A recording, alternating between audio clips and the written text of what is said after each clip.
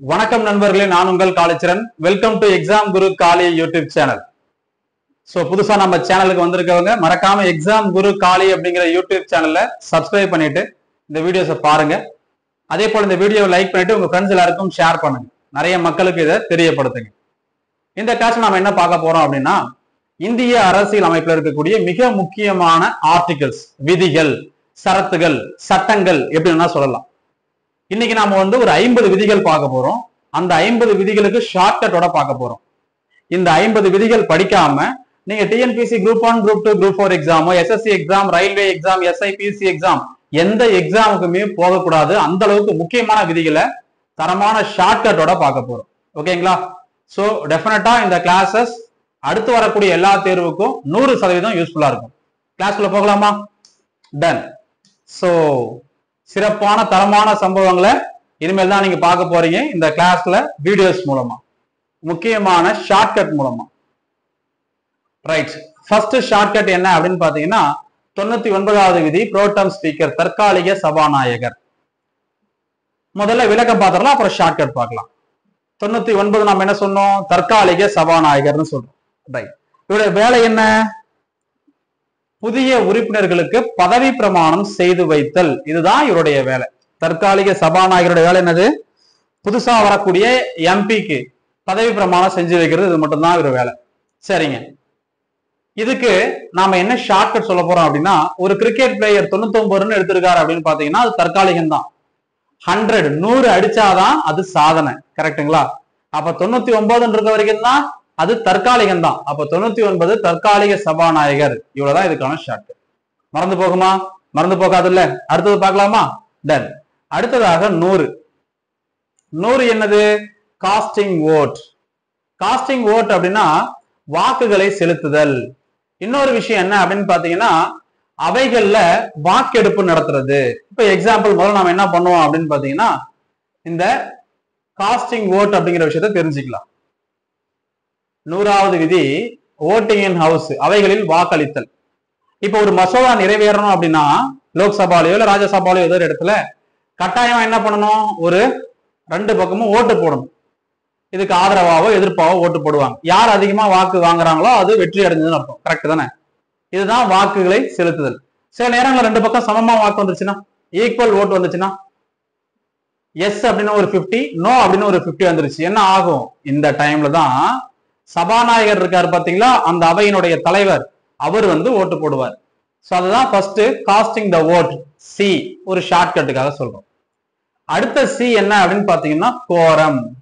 கோரமுக்கு spelling Q தான் start ஆகும். Shortcut நாம சீன்னு வச்சிருக்கிறோம். கோரம். கோரம் தமிழ்ல என்ன அப்படின்னு பாத்தீங்கன்னா, குறைவெண். 1/10.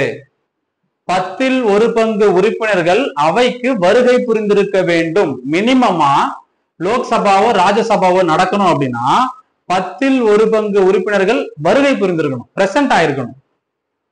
அப்படி பிரசன்ட் ஆகலாம் என்ன ஆகும்? அன்னைக்கு நாடாளுமன்ற கூட்டம் நடக்காது. அவங்க என்னதான் அந்த அவையில உட்கார்ந்து பேசினாலும் அத அவங்களுடைய அவை குறிப்புல எல்லாம் சேர்க்க மாட்டாங்க. சட்டங்கள் எல்லாம் கொண்டு வர முடியாது, சட்ட திருத்தங்கள் எல்லாம் செய்ய முடியாது. இதுதான் அதுக்கான அர்த்தம். புரிஞ்சுதுங்களா? சோ இதுதான் குறைவெண், சி. So C. இதுக்குதான் என்ன ஷார்ட்கட் நாம சொல்றோம் அப்படின்னு பாத்தீங்கன்னா, 100cc பைக். 100cc bike. ஒரு சி காஸ்டிங் ஓட்டு, இன்னொரு சி கோரம். சோ இதுதான் இதுக்கான ஷார்ட்கட். புரிஞ்சுதுங்களா? அடுத்தது போலாமா?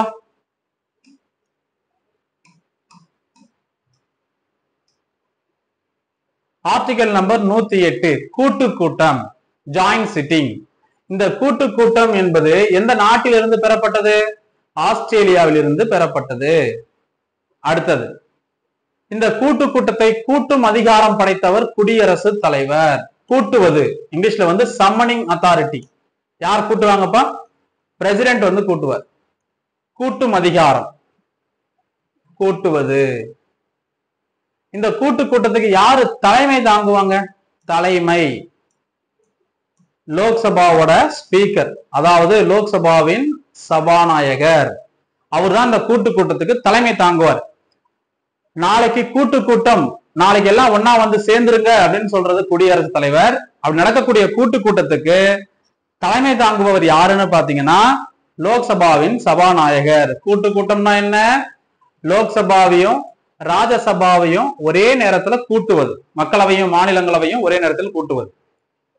சோ இதுக்கான ஆர்டிகல் 108. இதுக்கு என்ன ஷார்ட்கட்? ஆம்புலன்ஸ். 108னா ஆம்புலன்ஸ் ஞாபகம் வச்சுக்கோங்க. ஆம்புலன்ஸ் வந்ததுன்னா அந்த இடம் ஒரே கூட்டமா இருக்குமா? அப்ப கூட்டு கூட்டம், அவ்வளவுதான் ஷார்ட்கட், முடிஞ்சு போச்சு. இது வரைக்கும் கூட்டு கூட்டம் மூலமா 3 மசோதாக்கள் நிறைவேற்றப்பட்டிருக்கிறது.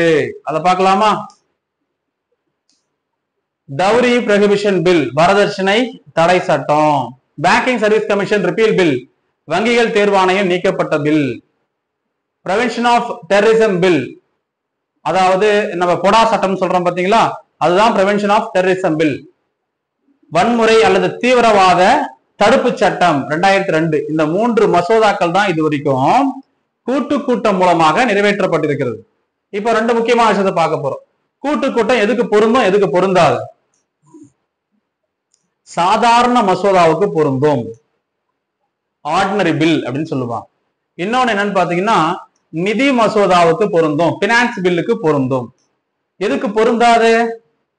பண மசோதாவிற்கு பொருந்தாது, மணி பில்லுக்கு பொருந்தாது. அரசியல் அமைப்பு சட்ட திருத்த மசோதா, சட்ட திருத்த மசோதா, அதாவது கான்ஸ்டிடியூஷனல் அமெண்ட்மெண்ட் பில் அப்படின்னு சொல்லுவாங்க. அப்போ என்னன்னு பாத்தீங்கன்னா இந்த 2த்துக்கும் பொருந்தும், இந்த 2த்துக்கு பொருந்தாது கூட்டு கூட்டம். சரிங்களா? ரொம்ப முக்கியமான விதி. அடுத்ததாக 110 பண மசோதா, மணி பில். இப்போ இதுக்கு என்ன ஷார்ட்கட்? பணம் பத்தும் செய்யும், மணி மேக்ஸ் மெனி திங்ஸ். பணம் பத்தும் செய்யும் இல்லையா? அப்ப பணம் பத்தும் செய்யும்னா பணம் 10, 110, அவ்வளவுதான். பணம் மணி 10, 110, அவ்வளவுதான். இந்த பண மசோதா எந்த அவையில கொண்டு வரணும்? லோக்சபால தான் கொண்டு வரணும். யார் கொண்டு வரணும்? அமைச்சர் தான் கொண்டு வரணும். இதுக்கு குடியரசுத் தலைவர்கிட்ட முன் அனுமதி வாங்கி இருக்கணுமா? ஆம், முன் அனுமதி அவசியம். முன் அனுமதி அவசியம். யார்கிட்ட? குடியரசுத் தலைவர்கிட்ட, குடியரசுத் தலைவர்கிட்ட. அடுத்தது, இந்த மசோதா லோக்சபால முதல்ல கொண்டு வந்துட்டாங்க, பில்லு பாஸ் ஆயிடுச்சு.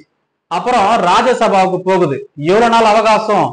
14 நாட்கள் தான் அவகாசம். 14 days தான் இதுக்கு அவகாசம். அதுக்குள்ள அவங்களுடைய முடிவை சொல்லி ஆகணும். அடுத்ததாக ஜாயிண்ட் சிட்டிங், கூட்டு கூட்டம். இப்பதான் படிச்சோம், இல்ல கூட்டு கூட்டம் இதுக்கு பொருந்தாது, கூட்டு கூட்டம் இதுக்கு பொருந்தாது. கடைசியா யாருக்கு பவர் அதிகம்? லோக்சபாவுக்கு தான் பவர் அதிகம், ராஜ்யசபாவுக்கு அதிகாரம் குறைவு, அதிகாரம் குறைவு.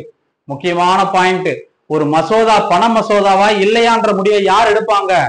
ஒரு பில் வந்து மணி பில் ஆர் நாட், யார் முடிவு பண்ணுவாங்க?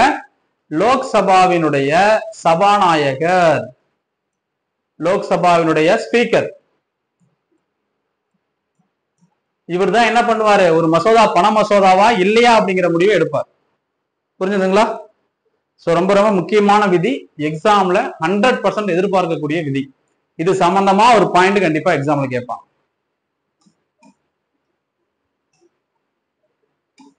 அடுத்ததாக 117 நிதி மசோதா. தலைவர் என்ன பண்றாரு? சபதம் போடுறாரு.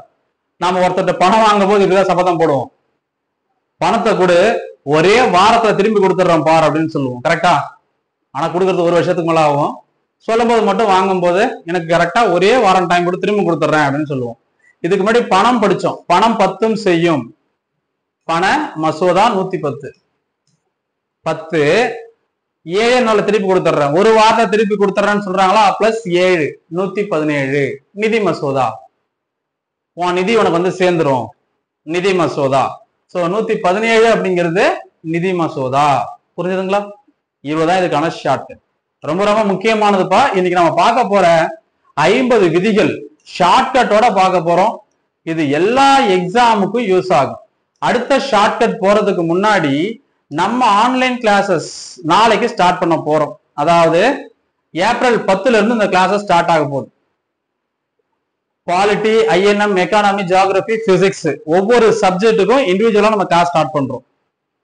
இந்தியன் நேஷனல் மூவ்மெண்ட், இந்த பக்கம் பாத்தீங்கன்னா polity, Indian constitution, physics, Indian geography, Indian economy.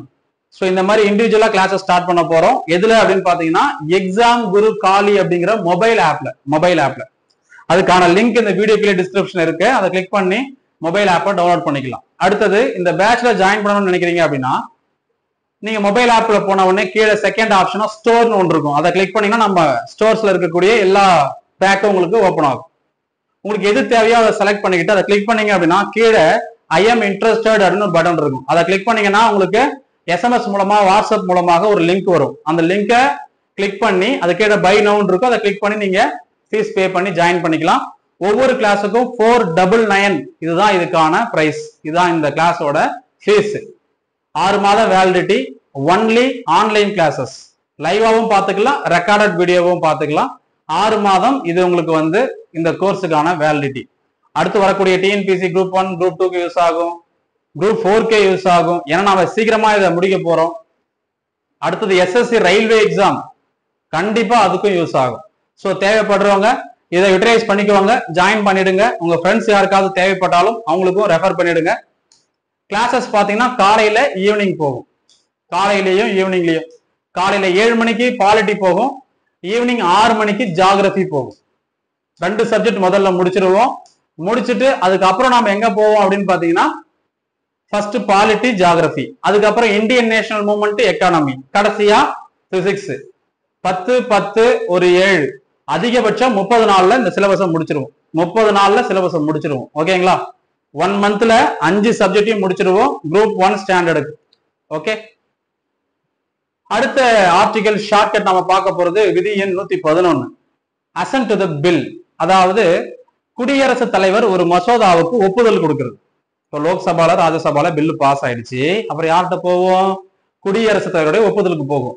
அவர் எடுக்கிற முடிவு தான் இறுதியானது. கரெக்டா? சோ அவருடைய ஒரு மசோதாவின் மீது ஒப்புதல் கொடுக்கிற விதி 111 நாமம். நமக்கு நாமம் போடுறாரு குடியரசுத் தலைவர். நமக்கு நல்ல விஷயத்துக்கு அவ்வளவு சீக்கிரம் ஒப்புதல் கொடுக்க மாட்டார். நமக்கு எது தேவையில்லாத விஷயமோ அது உடனடியாக ஒப்புதல் கொடுப்பாங்க. இது வழக்கமா நடக்கிறதா எந்த ஆட்சியா இருந்தாலும்.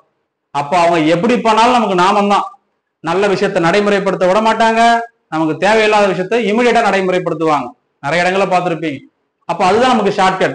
111 நாமம் போடுறது. அப்ப குடியரசுத் தலைவர் நமக்கு ஒரு சட்டத்தின் மூலமா நாமம் போடுறாரு, ஈஸியா ஞாபகம் வச்சுக்கலாம். அடுத்த விதி 143, எல்லாருக்கும் பிடிச்ச விதி. Power of president to consult supreme court. குடியரசுத் தலைவர் உச்ச நீதிமன்றத்துக்கிட்ட கலந்தாலோசனைத்தல் செய்யறது. பிரசிடென்ட்டுக்கு ஏதாவது டவுட் வருதுன்னு வச்சுக்கோங்க, ஏதாவது ஒரு சட்டம் சம்பந்தமாவோ சம்திங் ஏதோ ஒரு விஷயம் டவுட் வருது அப்படின்னா உச்ச நீதிமன்றத்துக்கிட்ட அணுகி அவர் டவுட்டை கிளியர் பண்ணிக்கலாம். இதுக்கான ஷார்ட்கட் என்ன? பார்த்தாலே தெரியும், ஆர்டிலாம் போட்டிருக்கிறோம். லவ் சம்பந்தமா வரக்கூடிய ரிலேட்டடான நம்பர் 143, ஐ லவ் யூ அப்படின்னு அர்த்தமா 143 அப்படிங்கிற லெட்டருக்கு நம்பருக்கு டன். அப்ப லவ் பண்றவங்க என்ன பண்ணுவாங்க? பையன் வீடு பொண்ணு வீடு 2 பேரும் பேசி ஒரு முடிவுக்கு வருவாங்க. அப்படிதான் பையன் வீடு யாருன்னா பிரசிடென்ட் ஆபீஸ், பொண்ணு வீடு பிரச்சனைக்குரிய இடம் கோர்ட். அப்ப குடியரசுத் தலைவரும் உச்ச நீதிமன்றம் என்ன பண்ணலாம்?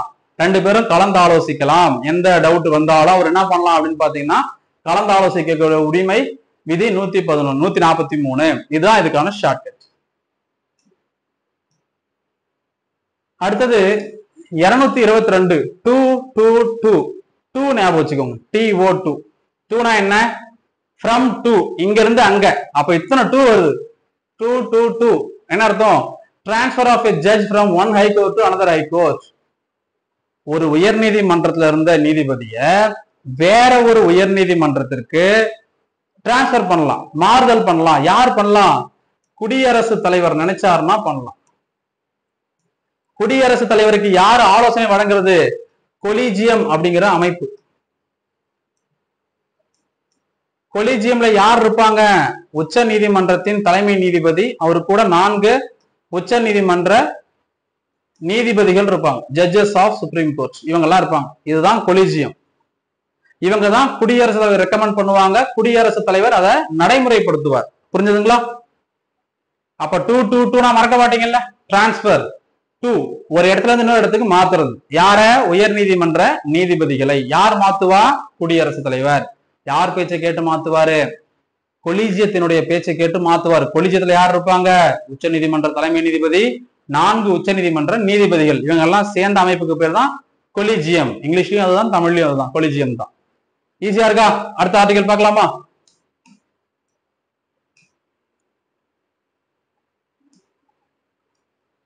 விதி எண் 262 மாநிலங்களுக்கு இடையேயான நதிகள் அல்லது நதி பள்ளத்தாக்கு தொடர்பான பிரச்சனைகள் அந்த சர்ச்சைகளுக்கு முடிவு கட்டுறது. யாருக்கு அதிகாரம் இருக்கு? பாராளுமன்றத்துக்கு தான் அதிகாரம் இருக்கு. 262 2 2 நடுவுல 6 2 பேருக்கு நடுவுல 6 இருக்கா? 6 ரிவர். 2 பேருக்கு நடுவுல 6 இருக்கா? ரிவர் இருக்கா? அவ்வளவுதான் ஷார்ட்கட். 2 6 2 2 பேருக்கு நடுவுல 6 இருக்குது. 2 பேருக்கு நடுவுல 6 இருக்குது. 2 2 நடுவுல 6 262. அப்ப ஆறுகள் தொடர்பான பிரச்சனைகள் தீர்வுகள் இப்ப தமிழ்நாட்டுக்கும் கர்நாடகாவுக்கும் நல்லாவே தெரியும். காவிரி நதிநீர் பங்கீடு பிரச்சனை இருக்குது. சோ அது சம்பந்தமா பாராளுமன்றத்துக்கும் அதிகாரம் இருக்கு. அவங்க என்ன பண்ணாங்க? காவிரி மேலாண்மை ஆணையத்தை அமைச்சாங்க. கரெக்டா? சோ அதுதான் இந்த விதி 262. அப்புறம் 263. இப்ப 262 படிச்சிட்டீங்க. இப்ப 63 படிக்க போறோம். 62 என்ன?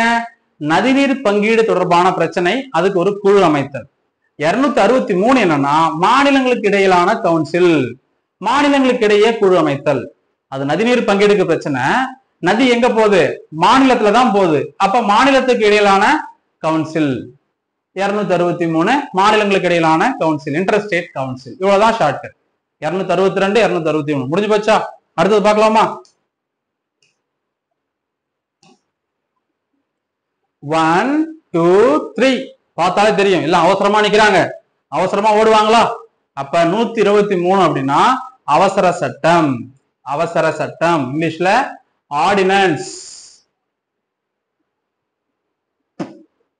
சட்டம் எங்க நிறைவேற்றுவாங்க? பாராளுமன்றத்துல. பாராளுமன்றம் நடக்கலாம் என்ன ஆகும்?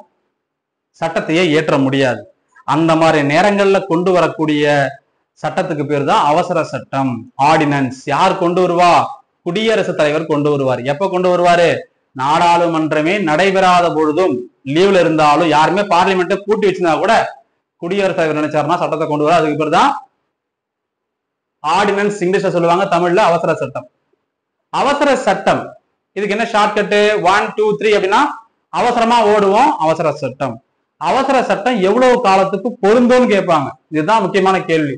6 மாதம். அது கூடவே 6 வாரம்,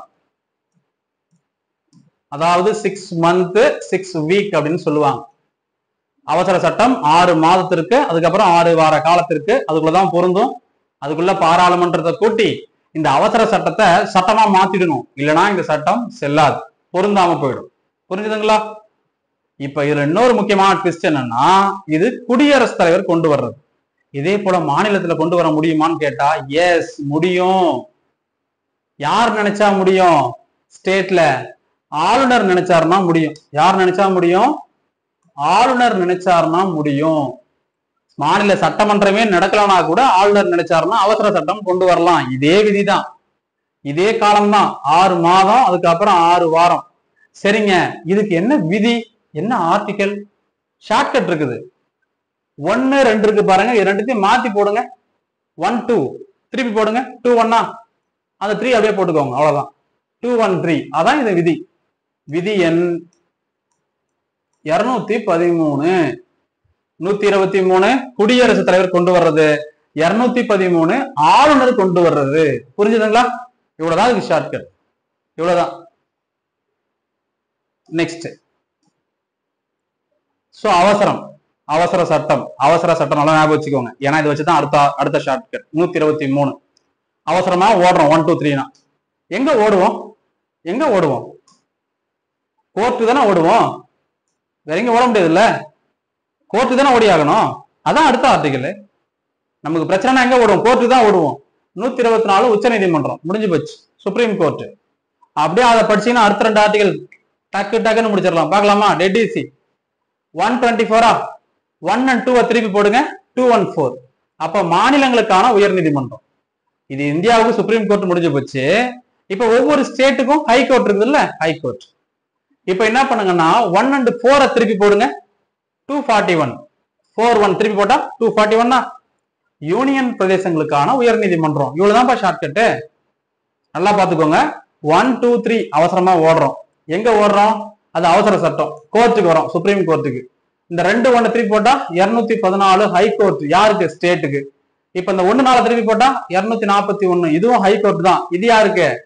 யூனியன் டெரிட்டரிக்கு, யூனியன் பிரதேசத்துக்கு. இவ்வளவுதான் ஷார்ட்கட். முடிஞ்சு வச்சு பாருங்க. பாருங்க 10 நிமிஷம் கூட ஆயிருக்காது. நம்ம என்ன பண்ணிட்டோம், ஒரு 10 ஆர்டிகல் படிச்சாச்சு ஷார்ட்கட்டோட. இன்னும் 40 ஆர்டிகல் இருக்கு, பார்க்கலாம். திரும்பவும் சொல்றேன், இந்த வீடியோ பார்க்காம, இந்த ஷார்ட்கட்டை பார்க்காம நீங்க எக்ஸாம் போறீங்க அப்படின்னா கண்டிப்பா ஒரு கேள்வி நீங்க மிஸ் பண்றீங்கன்னு அர்த்தம். கண்டிப்பா இந்த கிளாஸ்ல இருந்து ஒரு கேள்வி நிச்சயமா வந்தே தீரும். விதி எண் 21. விதி எண் 21 என்ன சொல்லுது? தனி மனித சுதந்திரம், வாழ்க்கைக்கான பாதுகாப்பு. ரொம்ப ரொம்ப முக்கியம். ஆணின் திருமண வயது 21 சொல்றாங்க. அது மாத்துறாங்க, பேச்சு போயிட்டு இருக்குது, அதெல்லாம் விடுங்க. ஷார்ட்கட் 21 அப்படிங்கிறது திருமண வயது. ஏன் 21 பிக்ஸ் பண்ணிருக்காங்க? ஏன்னா 21 வயசுக்குள்ள நீ கண்டிப்பா படிச்சிருப்ப, பள்ளிக்கூடமோ காலேஜோ படிச்சு முடிச்சிருப்ப.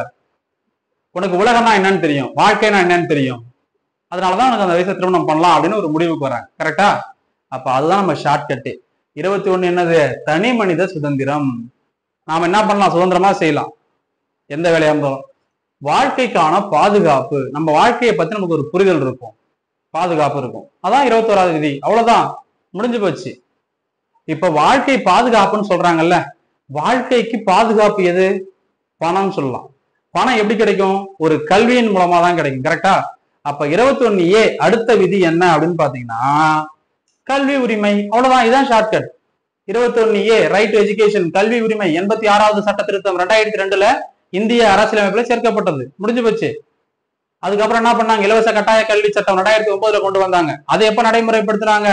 ஏப்ரல் 1, 2010ல நடைமுறைப்படுத்துறாங்க. முடிஞ்சு போச்சு. அப்ப 21 அப்படிங்கிறது தனி மனித சுதந்திரம், வாழ்க்கைக்கான பாதுகாப்பு. 21A என்னது? அது எப்படி கிடைக்கும்? நாம கல்வி கற்றால் தான். அப்ப கல்வி உரிமை 21A. டன். அடுத்தது பார்க்கலாம்.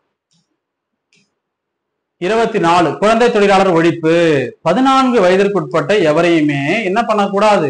14 வயசுக்கு கம்மியா இருக்க யாரையுமே கஷ்டமான வேலை, சுரங்கம், ஒரு தொழிற்சாலையில லேபரா எங்கேயுமே யூஸ் பண்ணக்கூடாது அப்படின்னு சட்டம் சொல்லுது.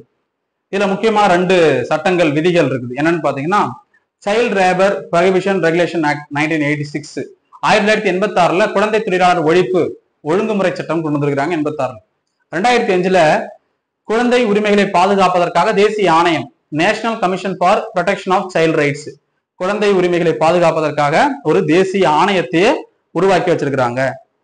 புரிஞ்சுதா? இதுக்கு என்ன சார் ஷார்ட்கட்? 24 மணி நேரம் ஒருத்தர் வேலை வாங்குறாங்க ஐயா சொல்றாங்கல்ல. மனுஷன் 24 மணி நேரம் வேலை வாங்கி பார்த்துட்டே இருக்கான். ரொம்ப ரொம்ப கஷ்டம். அப்போ 24 மணி நேரமும் குழந்தை தொழிலாளரை வேலைக்கு அமர்த்தக்கூடாது அப்படிங்கிறத ஷார்ட்கட்டா வச்சுக்கோங்க. அவ்வளவுதான். 24/7 24 மணி நேரம் ஒருத்தன் உழைச்சிட்டே இருக்கான்னு சொல்றாங்கல்ல, அது தவறு தானே? அதுதான் குழந்தை தொழிலாளர் ஒழிப்பு. இதுதான் இதுக்கான ஷார்ட்கட்.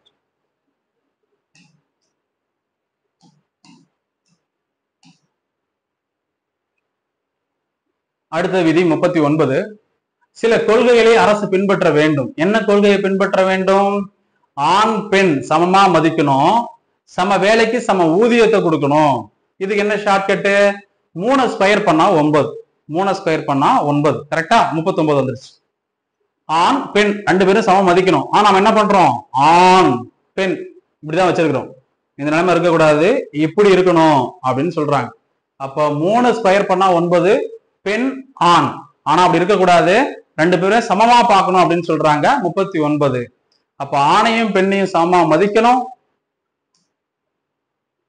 சம வேலைக்கு மென் அண்ட் விமன் ஈக்குவலா சமமா மதிக்கணும், equal pay for equal work both men and women. ஆண் பெண் யாரா இருந்தாலும் சம வேலை செய்யறாங்களா, சம ஊதியம் கொடுங்க அப்படின்னு சொல்றாங்க.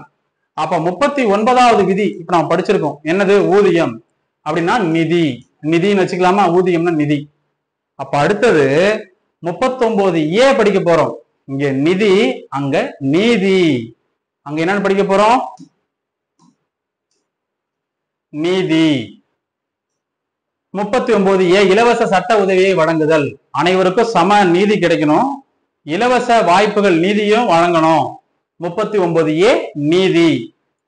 இலவச சட்ட உதவி 42வது சட்ட திருத்தம் 1976ல அரசியலமைப்புல சேர்க்கப்படுது.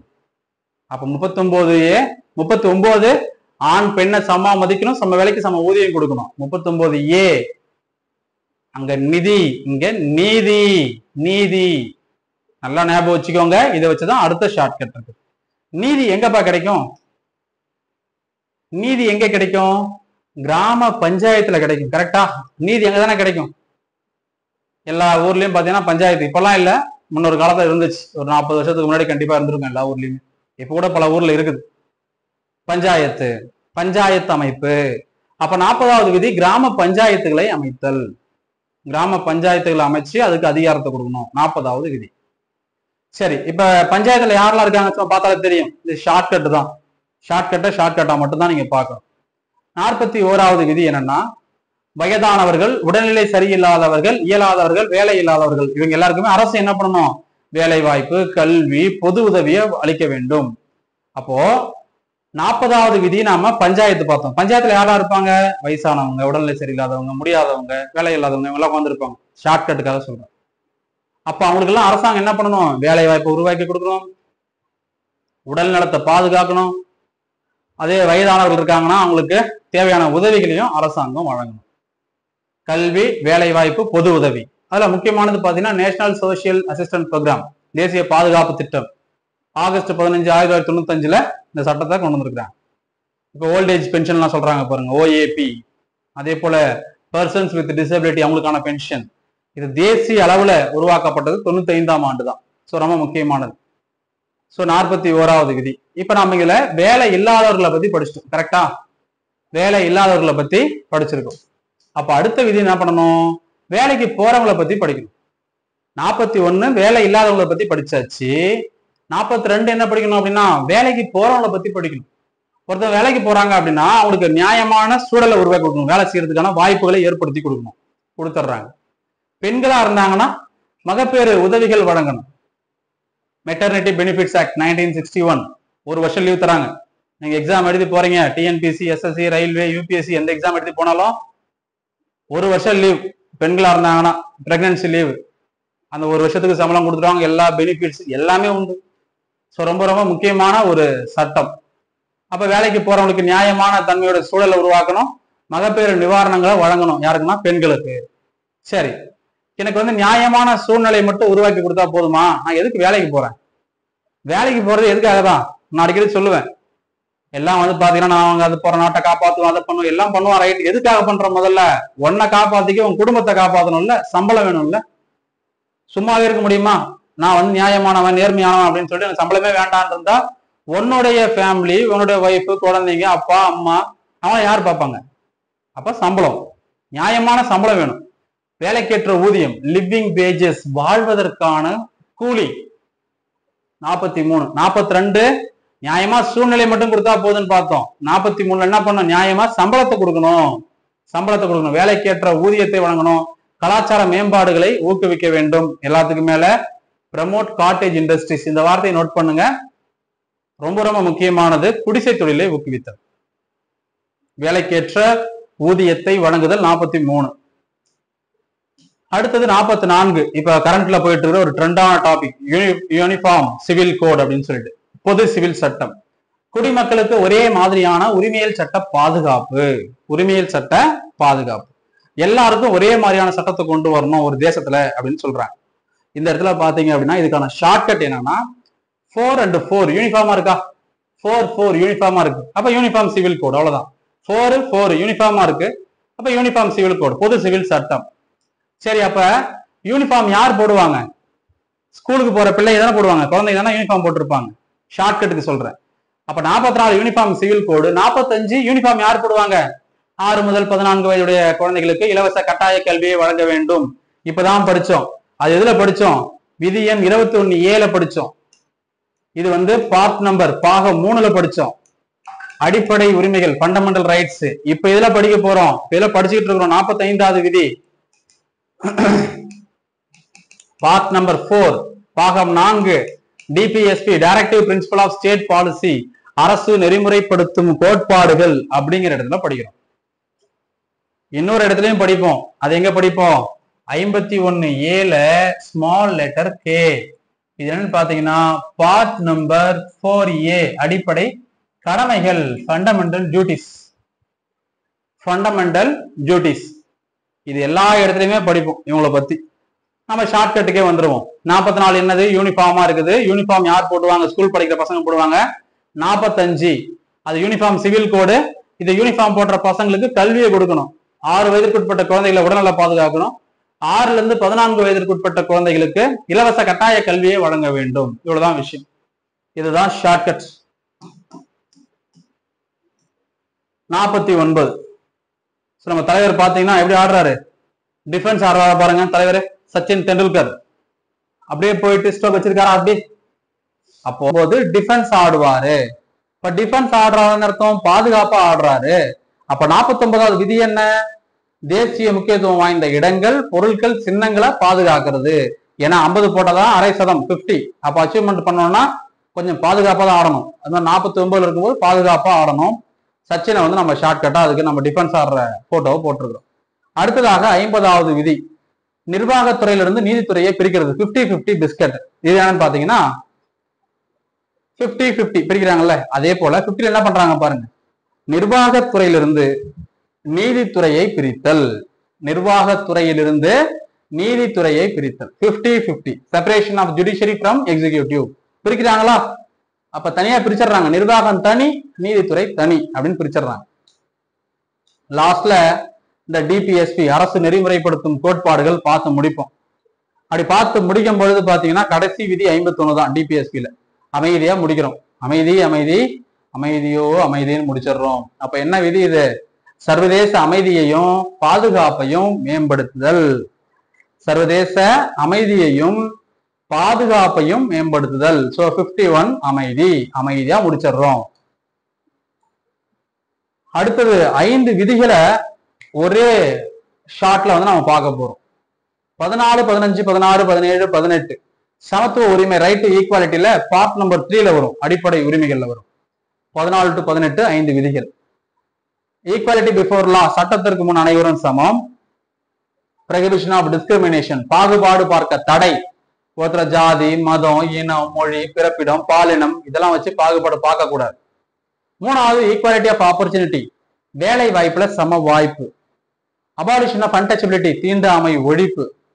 Abolition of titles except military and academic அதாவது கல்வி மற்றும் இராணுவத்துல நம்ம சேவை செஞ்சு ஆங்கிலேயர் காலத்துல நம்ம என்ன பண்ணிருப்போம் அப்படின்னு பாத்தீங்கன்னா விருதுகள் பட்டங்கள் வாங்கியிருப்போம். அந்த பட்டங்களை எல்லாம் நம்ம என்ன பண்ணலாம் வச்சிருக்கலாம். அதை போய் மற்ற பட்டங்களை நம்ம திறந்துடணும். அதை விட்டுட்டு வேற பட்டங்கள் ராஜா, ராஜ் பகதூர், ராய் சாஹிப், திவான் பகதூர் எல்லாம் கொடுத்துருப்பாங்க பாருங்க, அந்த பட்டத்தெல்லாம் திறந்துடுறது. இதுக்கு என்ன சார் ஷார்ட்கட்டு? சட்டத்துக்கு முன்னாடி எல்லாருமே சமம், யாரையுமே பாகுபாடு பார்க்க கூடாது, வேலை வாய்ப்புல எல்லாருக்கும் சம வாய்ப்பு கொடுக்கணும், தீண்டாமையே இருக்கக்கூடாது, தீண்டாமையே ஒழிச்சிடணும், பட்டங்கள் பதவிகள் துறப்பு. இதுதான் இதுக்கு ஷார்ட்கட். ஒரு கிரிக்கெட் பிளேயர் பாருங்க என்ன பண்றாரு, டிஃபென்ஸ் ஆட போறாரா, அப்படி போகும்பொழுது லெக்ல விக்கெட் அது மாதிரி என்ன பண்ண பால் பட்டுருது, அப்போ லெக் பிஃபோர் விக்கெட்டா, இது விக்கெட்டு லெக் பிஃபோர் வச்சிடறாரு. அப்ப என்ன அர்த்தம்? அதுக்கு பேரு லெக் பிஃபோர் விக்கெட், எல்பிடபிள்யூ அவுட்னு சொல்லுவாங்க. எல்பிடபிள்யூ அவுட், எல்பி அவுட் போயிடலாம், எல்டி அவுட் ஞாபகம் வச்சுக்கோங்க. எல்டிஓயூடி, எல்டிஓயூடி லா பிஃபோர் ஈக்குவாலிட்டி சட்டத்திற்கு அனைவரும் சமம். ப்ரொஹிபிஷன் ஆஃப் டிஸ்கிரிமினேஷன் பாகுபாடு பார்க்க தடை. ஈக்குவல் ஆப்பர்ச்சுனிட்டி வேலை வாய்ப்புல சம வாய்ப்பு. அபாலிஷன் ஆஃப் அன்டச்சபிலிட்டி தீண்டாமை ஒழிப்பு. அபாலிஷன் ஆஃப் டைட்டில்ஸ் பட்டங்கள் துறப்பு. எல்டிஓயூடி முடிஞ்சு போச்சு, அவ்வளவுதான். இதுதான் 5 விதிகள், சமத்துவ உரிமை இருக்கக்கூடிய 5 விதிகள். இவ்வளவுதான், very easy, very simple. So இந்த மாதிரி நிறைய விஷயங்கள் நம்ம பாலிட்டி கிளாஸ்ல ஏப்ரல் 10ஆம் தேதி காலையில 7 மணிக்கு பெய்டு கிளாஸ் ஸ்டார்ட் பண்றோம். இன்னும் ஜாயின் பண்ணாம இருக்கவங்க ஜாயின் பண்ணிடுங்க. 499 அதுக்கான பிரைஸ். கிளாஸ் தமிழ்லயும் போகும், இங்கிலீஷ்லயும் போகும், லைவாவும் பார்க்கலாம், ரெக்கார்ட் வீடியோவும் பார்த்துக்கலாம். 6 மாதம் வேலிடிட்டி. மொபைல் ஆப்ல தான் கிளாஸ் எடுக்க போறோம். எக்ஸாம் குரு காலி அப்படிங்கிற மொபைல் ஆப். அந்த ஆப்க்கான லிங்க் இந்த வீடியோ கீழே டிஸ்கிரிப்ஷன்ல கொடுத்துருக்கோம். அதை லிங்கை கிளிக் பண்ணி மொபைல் ஆப்பை டவுன்லோட் பண்ணிக்கோங்க. ஸ்டோருக்குள்ள போங்க. ஸ்டோர்ல பாத்தீங்கன்னா உங்களுக்கு என்ன கோர்ஸ் தேவையோ செலக்ட் பண்ணிக்கோங்க. கீழே ஐ எம் இன்ட்ரெஸ்டட் ஒரு பட்டன் இருக்கும், அதை கிளிக் பண்ணுங்க. உங்களுக்கு பேமெண்ட் லிங்க் போயிருக்கும் வாட்ஸ்அப்ல அல்லது எஸ்எம்எஸ்ல. அதை கிளிக் பண்ணி நீங்க GPay, PhonePe, debit card, credit card எந்த கார்டை வேணா யூஸ் பண்ணி 499 ரூபாய் பிளஸ் டாக்ஸ் இருக்கும்னு நினைக்கிறேன். அதை நீங்க பே பண்ணீங்க அப்படின்னா நீங்க கிளாஸ்க்குள்ள வந்துடலாம், லைவ் கிளாஸா சந்திக்கலாம். இந்த மாதிரி ஒட்டுமொத்த கான்ஸ்டிடியூஷனும் பார்க்க போறோம். குரூப் 1 ஸ்டாண்டர்ட்ல குரூப் 1, குரூப் 2, குரூப் 4 எல்லா எக்ஸாமுக்கு யூஸ் ஆகும். எஸ்எஸ்சி ரயில்வேக்கு இது யூஸ் ஆக போகுது. அடுத்த முக்கியமான விதி, இது இல்லாம ஒரு டிஎன்பிசி கொஸ்டின் இருக்காது. என்னது? 52 தேசிய நெருக்கடி நிலை, 56 மாநில நெருக்கடி நிலை அல்லது குடியரசுத் தலைவர் ஆட்சி, 360 நிதி நெருக்கடி நிலை. இது மூணுத்தையுமே யார் தான் கொண்டு வருவாங்க? குடியரசுத் தலைவர் தான் கொண்டு வருவார். இது மூணுத்தையுமே யார் நீக்குவாங்க? குடியரசுத் தலைவர் தான் நீக்குவார். இறுதியா பாத்தீங்கன்னா பினான்சியல் எமர்ஜென்சி இன்னும் இந்தியாவில் போட்டதே கிடையாது. மற்ற ரெண்டுமே இந்தியாவிலேயே மாநிலத்திலே போட்டிருக்கிறாங்க. அதுவும் குறிப்பா மாநில நெருக்கடி நிலை பாத்தீங்க அப்படின்னா சத்தீஸ்கர்ல, தெலுங்கானா அந்த மாதிரி இடங்கள்லாம் கொண்டு வரல. ஏன்னா அதெல்லாம் ரீசெண்டா உருவான மாநிலங்கள். அங்கெல்லாம் ஒரு மாநில நெருக்கடி நிலையை வரைக்கும் கொண்டு வரல, சத்தீஸ்கர், தெலுங்கானா. 352, 56, 60 ரொம்ப ரொம்ப முக்கியமான விதி. 365 ஒன்னு எக்ஸ்ட்ரா குரூப்ல டூப் அப்படிங்கிற மாதிரி இன்னொரு விதியை கொடுத்துருக்கோம். இது என்ன சார் அப்படின்னு பாத்தீங்கன்னா ஒரு வகையான மாநில நெருக்கடி நிலை. இப்ப 356 ஸ்டேட் எமர்ஜென்சி எல்லாருக்கும் தெரியும். ரெண்டுத்துக்கு என்ன வித்தியாசம்? அதான் அந்த கிளாஸ்ல நம்ம பார்க்க போறோம். ஸ்டேட் எமர்ஜென்சி அப்படின்னா ஒரு மாநிலத்துல சட்டம் ஒழுங்கு கெட்டு போறது, சீர்குலைஞ்சு இருக்கிறது, அரசியல் அமைப்பு சட்டம் தோல்வி அடைஞ்சிருது அப்படின்னா என்ன பண்ணலாம்? அந்த கவர்னர் பிரசிடென்ட் கிட்ட சொல்லி இங்க லெட்டர் அனுப்பி இமிடியேட்டா உங்க ஆட்சி இங்க கொண்டு வாங்க அப்படின்னு கேட்கலாம். 365, 356 இந்த 5 6 திருப்பி போடுங்க. 365 வந்துருச்சா? வந்துச்சா? இதுவும் ஒரு வகையான மாநில நெருக்கடி நிலை தான். எப்போனா ஒரு மாநில அரசு மத்திய அரசு சொல்றதை எதுவுமே கேட்கல, நான் கேட்கவே மாட்டேன், உங்களுக்கு எதிராக செயல்படுவேன், நீங்க சொல்ற திட்டங்களை சட்டங்களை நான் ஏத்துக்கவே மாட்டேன், நான் என் ரூட்டு தான் போவேன் அப்படின்னு போனாங்கன்னா அந்த மாநில அரசை கலைக்கலாம். அதுக்கு இந்த சட்டம் வழிவகை செய்யுது. 365 வழிவகை செய்கிறது. ஒரு மாநில அரசு மத்திய அரசினுடைய வழிமுறைகளை அவங்களோட டைரக்ஷன்ஸை ஃபாலோ பண்ணல அப்படின்னா கலைக்கிறதுக்கு அவங்களுக்கு அதிகாரம் இருக்கு, வாய்ப்புகள் இருக்குது. 365 இந்த 3 கேள்விப்பட்டிருப்பீங்க, இதை கேள்விப்பட்டிருக்க மாட்டீங்க, நோட் பண்ணிக்கோங்க, ரொம்ப முக்கியமானது.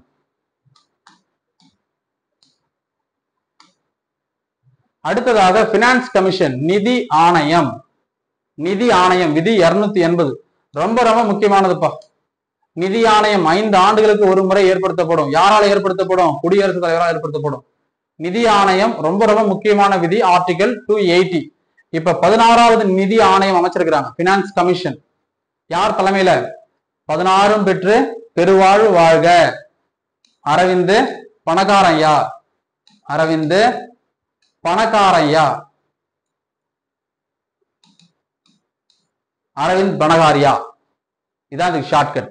16வது நிதிக்குழு அறிவிச்சிருக்கிறாங்க, அரவிந்த் பணகாரியா தான் அதுக்கு தலைவர். அரவிந்த் பணக்காரையா அப்படிங்கிறது ஞாபகம் வச்சுக்கோங்க. ஓகேவா? அடுத்தது 76 அட்டர்னி ஜெனரல், மத்திய அரசினுடைய தலைமை வழக்கறிஞர். 76 மத்திய அரசினுடைய தலைமை வழக்கறிஞர், கவர்மெண்ட் வக்கீல். 165 ஸ்டேட் கவர்மெண்டோட வக்கீல், மாநில அரசினுடைய தலைமை வழக்கறிஞர். இதுக்கு என்ன சார் ஷார்ட்கட் அப்படின்னா ரொம்ப முக்கியமான நம்பர், காளிச்சரண் 89. ஏன் இதை காளிச்சரண் 89 K89 ஏன் சொல்றோம் அப்படின்னா நாம ரொம்ப காலமா கிட்டத்தட்ட ஒரு 7-8 ஆண்டுகளா நம்ம ஷார்ட்கட் கிளாஸ் சொல்லிட்டு வரோம். அதுக்கப்புறம் நிறைய பேர் யூஸ் பண்ண ஆரம்பிச்சிட்டாங்க, அது ஒரு விஷயம். அதனால நம்ம K89 அப்படின்னு சொல்றோம். மத்திய அரசு நீங்க படிச்சுட்டீங்கன்னா மாநில அரசை ஈஸியா ஞாபகம் வச்சுக்கலாம். எப்படி ஞாபகம் வச்சுக்கலாம்? +89 போடினா மாநில அரசு வந்துடும். சில பேருக்கு புரியாது, நல்லா கவனிங்க. 76 அட்வொகேட் ஜெனரல், இது கூட 89 கூட்டுங்க.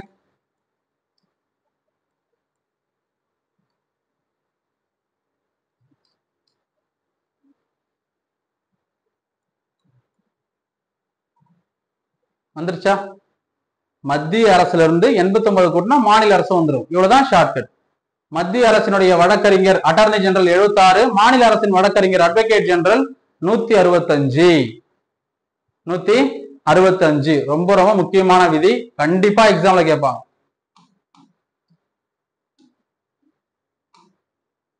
அடுத்தது குடியரசுத் தலைவர், பிரசிடென்ட் ஆஃப் இந்தியா. அவரை பத்தி நம்ம நிறைய படிச்சிருக்கோம். அவரோட ஆர்டிகல் என்னன்னு படிக்கவே இல்லையே. அவரோட விதி என்ன? ஆர்டிகல் 52 கட்டாயமா கேட்பாங்க. குடியரசுத் தலைவர், குடியரசு துணைத் தலைவர் 5க்கு அப்புறம் 52 குடியரசுத் தலைவர்ப்பா. 5க்கு அப்புறம் 6, 2க்கு அப்புறம் 3, அவர் குடியரசு துணைத் தலைவர். அவ்வளவுதான் ஷார்ட்கட். 52 குடியரசுத் தலைவர், 5க்கு அப்புறம் 6, 2க்கு அப்புறம் 3, 63 குடியரசு துணைத் தலைவர். வைஸ் பிரசிடென்ட் 63வது விதி, வைஸ் பிரசிடென்ட். 74 வந்து பிரதமரை பத்தி சொல்றது, 163 முதலமைச்சரை பத்தி சொல்றது. பிரதமர் தலைமையில ஒரு அமைச்சரவை இருக்கும், அவங்க தான் ஆலோசனை வழங்குவாங்க குடியரசுத் தலைவருக்கு, அதுதான் சட்டமா நடைமுறைக்கு வரும். அதே போல மாநிலத்துல முதலமைச்சர் தலைமையில ஒரு அமைச்சரவை, அவங்க ஆளுநருக்கு ஆலோசனை வழங்குவாங்க, அதுதான் நாளைக்கு சட்டமா வரும். இதுக்கு என்ன சார் ஷார்ட்கட்டு? K89 காளிச்சரண் 89 சொன்னோம்ல, அதே ஷார்ட்கட் தான் இதுக்கும். பிரதமர் 74 ஞாபகம் வச்சுக்கோங்க. 74ல இருந்து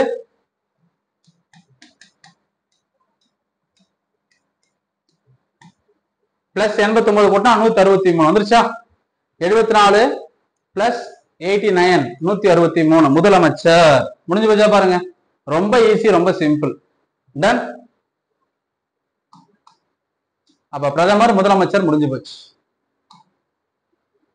அடுத்ததாக 148 CAG controller and auditor general of India, இந்தியாவினுடைய தலைமை தணிக்கை அதிகாரி, கணக்கு வழக்குகளை பார்க்கிறவர். கணக்கு வழக்குகள் ஊர்ல கணக்கு புலம்லாம் சொல்லுவாங்கல்ல, கம்பெனில அக்கௌண்டன்ட் சொல்லுவாங்கல்ல, அது மாதிரி ஒட்டுமொத்த இந்தியாவுக்கு யார் அக்கௌண்டன்ட்னா CAG controller and auditor general of India. எல்லா கணக்கு வழக்குகளையும் தணிக்கை பண்றவர். கணக்கு இந்திய தலைமை தணிக்கை அதிகாரி CAG 148. 153 ஆளுநர். 153 என்னது? ஸ்டேட்டோட கவர்னர். ஸ்டேட்டுக்கு ஒரு கவர்னர் இருக்கணும் அப்படின்னு சொல்ற விதி, ரொம்ப முக்கியமானது. டெஃபினட்டா இது ரெண்டும் எக்ஸாம்ல கேட்கறதுக்கு அதிக வாய்ப்பு இருக்கு.